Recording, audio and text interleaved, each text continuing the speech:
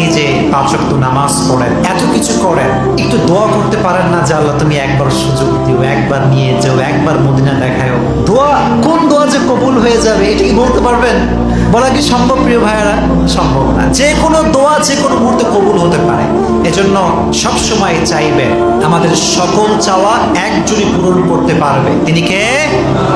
তুমি মিটাও সকল চাওয়া দুদিন আগে পরে, তোমার কাছেই সকল চাওয়া সবই তোমার তরে।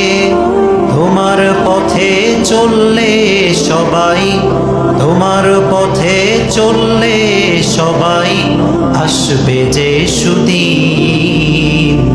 তোমার দয়ায় পূর্ণ আমার সারা নিশিদিন। সুবহানাল্লাহ পড়েন।